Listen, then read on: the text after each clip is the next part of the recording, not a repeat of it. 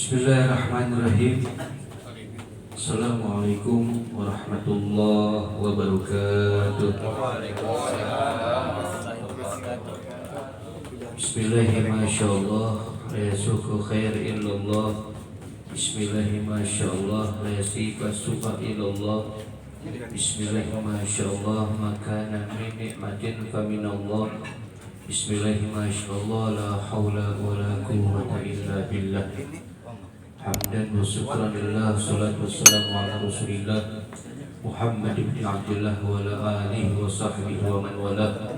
Wala hawla wa la quwwata illa billah. Subhanaka la ilma lana illa ma 'allamtana innaka antal alimul hakim. Rabbi ishrah li sadri wa yassir li amri wahlul 'uqdatam min lisani yafqahu qawli washdid lisani wahdi qalbi bihaqqi sayyidina Muhammadin sallallahu alaihi wasallam. Allahumma shalli ala nuril anwar wa sirril asrar wa tiryaqil aghyar wa miftahi babil yasar sayyidina Muhammadin al-mukhtar wa alihi al-athhar wa ashabil akhyar adada ni'amillahi wa ifdalih. Amma ba'd. Qala al-mu'allifu radallahu anhu wa nafa'ani wa bi ulumihi fid darin amin wa bihi ilaih qala.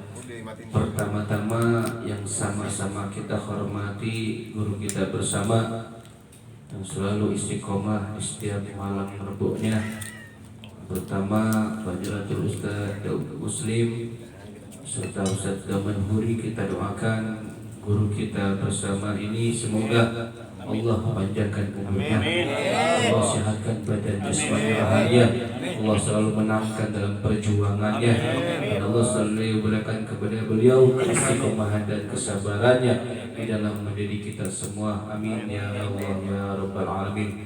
Begitu juga yang sama-sama kita hormati orang tua kita, Bapak Angkos, Bapak RT, Bapak Idrus, beserta kesepuhan yang hadir pada malam hari ini, rekan-rekan daripada pengajian pos malam Rabu, mobil khusus daripada Sahibul Bait Bapak Ustadz Ahmad Satibi beserta keluarganya.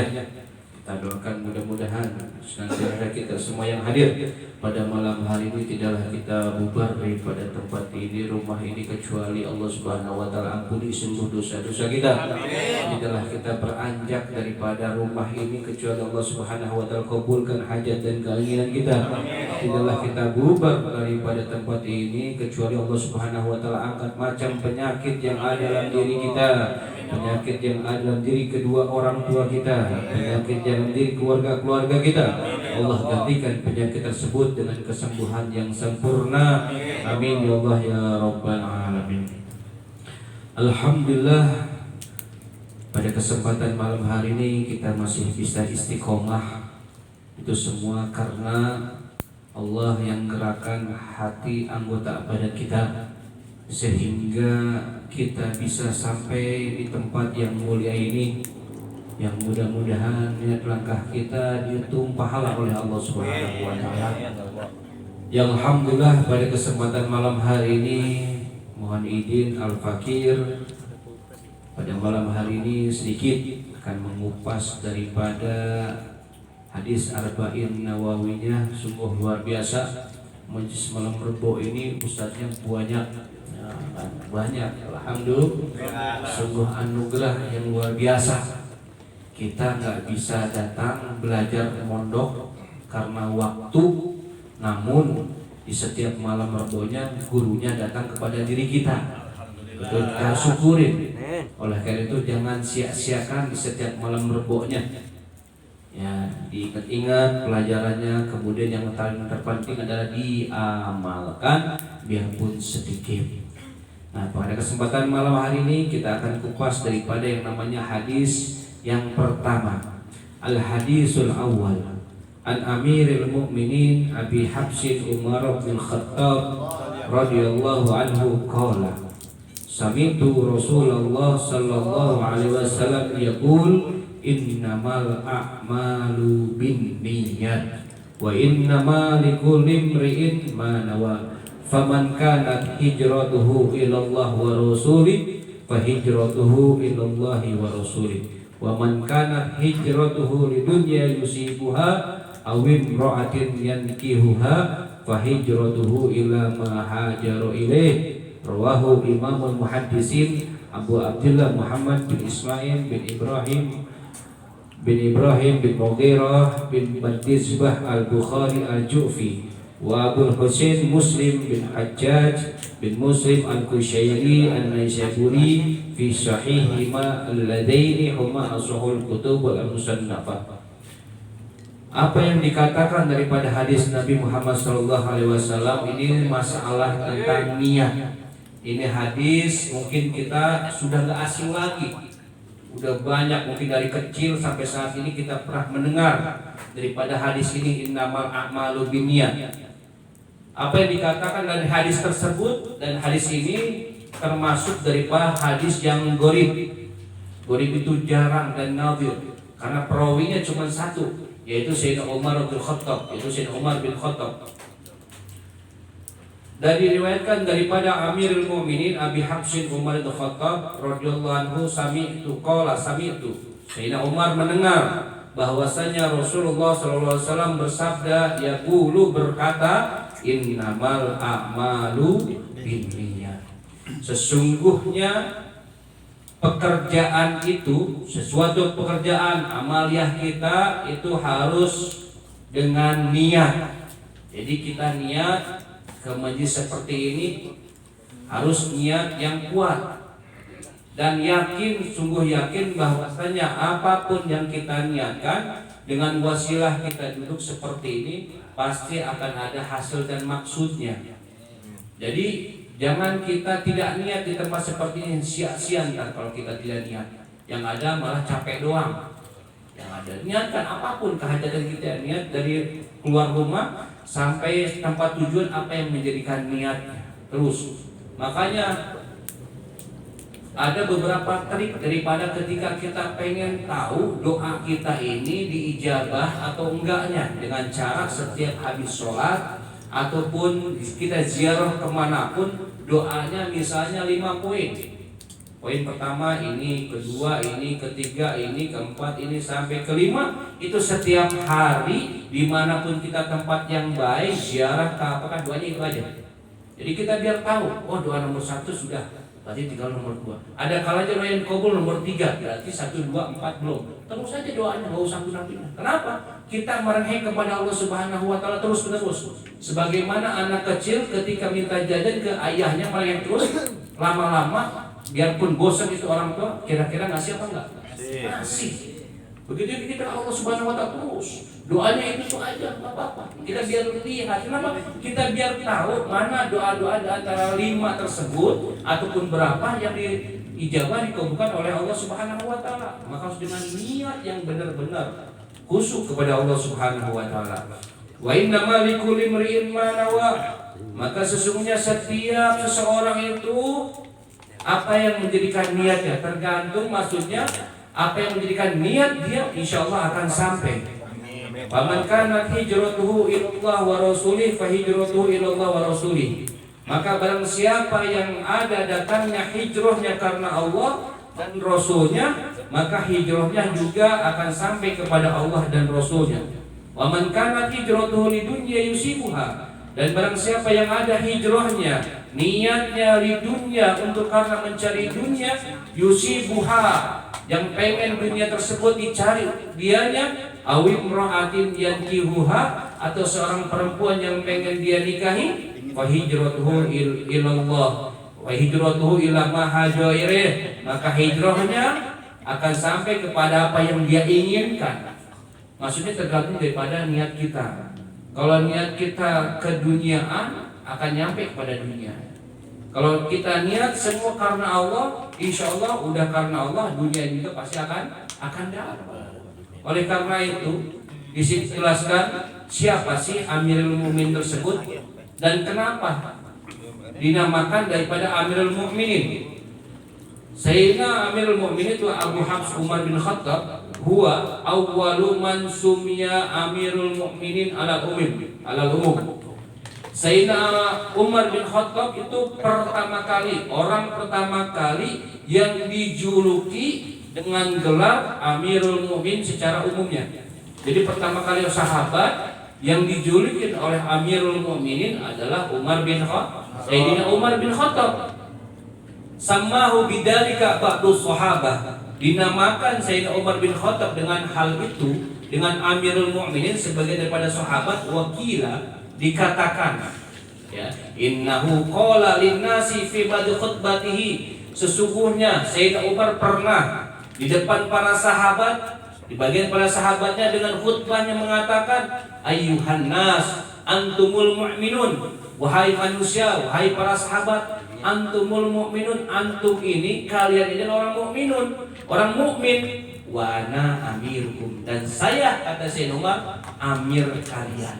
Nah, dari situlah sebagian sahabat mengatakan bahwasanya Sayyidina Umar dijuluki Amirul Mukminin karena apa? Mencetuskan dirinya dengan kata-kata depan para sahabat, ana amirukum, saya adalah amir atau pemimpin kalian. Nah, di situ diambil daripada sahabat. Maka setelah itu mencetuskan Sayyidina Umar dengan mengatakan begitu, pasumia Amirul Mukminin, maka dinamakan dengan Amirul Mukminin. Wa kana qila dzalika yaqulu lahu ya khalifah. Maka ada yang mengatakan juga, dikatakan Sayyidina Umar ini pertama kali dijuluki dengan khalifah. Khalifatul Rasulillah sallallahu alaihi wasallam. Khalifah itu penerus, pengganti daripada Rasul sallallahu alaihi wasallam. Walladzi kunyahu bi Abi Habs. Sayyidina Umar dijuluki kunyahnya oleh Rasulullah adalah Abu Habs, Abu Habsin. An-Nabi sallallahu alaihi wasallam kenapa menamakan Sayyidina Umar dengan Abu Habs? Lima ra'a fihi min syiddah. Karena melihat Sayyidina Umar ini yang sangat, ya siapa yang enggak pernah dengar Sayyidina Umar kisahnya? Jawara, preman di kota Mekah, tidak ada yang berani nyolek sedikit pun. Makanya ketika Sayyidina Umar masuk Islam, kemudian mengikrarkan keislamannya itu di depan Ka'bah dan disaksikan oleh para kafir Quraisy, Abu Jahal, Abu Lahab, Abu Gosok dan sebagainya. Itu para hadir tuh. Itu ketika baik orang-orang kafir Quraisy, Abu Lahab, Abu Jahal, ketahuilah bahwasanya aku telah masuk Islam, bahwasanya aku telah mengikuti agama Muhammad, aku telah beriman kepada Allah Subhanahu wa taala. Tidak ada yang bernyolek. Tapi kalau para sahabat-sahabat yang lainnya ketika masuk Islam, ikrar di hadapan Ka'bah, depan orang kaum Quraisy, itu langsung dibunuh, dimati. Sayyidina Umar nggak ada yang berani nyolek dengan berkata-kata, lo asik gua nyantai, lo usik gua bantai. Katanya. Itu sering jawab Sayyidina Umar. Makanya takut sampai dikatakan bahwasanya ketika papasan gang dengan setan iblis melihat Sayyidina Umar langsung kabur. Saking takutnya. Makanya wafat biasanya di rumah-rumah ada Al-Faruq. Al-Faruq, kenapa Sayyidina Umar dijulukin Al-Faruq? Nah, ini Abu Habs dijulukin oleh Rasulullah SAW karena saking kerasnya Sayyidina Umar. Wal habsu lugatan al-asad. Habs menurut bahasa artinya singa. Ya semua juga takut sama singanya, ya kan? Singa. Wa laqabuhu bil Faruq. Kenapa Sayyidina Umar juga dijuluki dengan Al-Faruq? Lianna Allah Ta'ala farraqa bihi bainal haqq wal batil. Karena Allah Subhanahu wa taala membeda antara hak dan yang batil. Jadi kalau Sayyidina Umar udah hak batil. Sekali perang berhadapan dengan orang kafir Quraisy ditebas beneran. Jadi enggak pernah yang namanya kalah. Kalau udah berhadapan Sayyidina Umar, pasti musuh itu pasti mati. Fahuwa awwalu man jahara bil Islam. Orang pertama kali Sayyidina Umar pertama kali yang menampakkan keislamannya. Wa'idullah bihi da'atul syarikul masduq. Karena dapat insya Allah Subhanahu wa ta'ala dapat doanya. Doa Rasulullah SAW pernah berdoa suatu ketika dengan berdoa dengan kata-kata Allahumma ijal Islam bihabir rajulain ilaika, ya Rabb, muliakanlah agama Islam dengan dua orang yang dicintai di sisimu. Yang pertama bi Umar bin Khattab atau bi Amr bin Hisam, yakni Abi Jahal. Jadi Rasulullah pernah berdoa, ya Allah, muliakanlah Islam, jayakanlah Islam, kuatkanlah Islam ini dengan dua Umar, Yang pertama Umar bin Khattab, yang kedua adalah Amr bin Hisam yaitu Abu Jahal. Fasbaha Umar faslama, maka yang dikabulkan oleh Allah doa Rasulullah dan menjadikan Sayyidina Umar menjadi daripada yang namanya masuk Islam. Ya. Faqala Rasulullah sallallahu alaihi wasallam, ketika Rasulullah sallallahu alaihi wasallam dan Sayyidina Umar itu masuk Islam, maka Nabi mengatakan, atani Jibril, faqala Jibril datang kepadaku, kata Nabi. Faqala dengan mengatakan, qad istabsyara ay fariha, telah bergembira, telah senang ahli sama di Islami Umar. Jadi ketika Sayyidina Umar bin Khattab masuk Islam, Jibril itu datang kepada Rasulullah, ya Rasulullah, sesungguhnya di langit itu sudah dikabarkan bahwasanya tentang keislaman Sayyidina Umar bin Khattab. Pada senang semuanya, ahli sama, ahli langit, apalagi ahli yang ada di dunia ini. Oleh karena itu apa? Jadi benar-benar hadis ini yang diriwayatkan oleh Sayyidina Umar tentang masalah niat.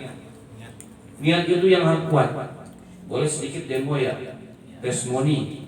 Ini kekuatan niat kita.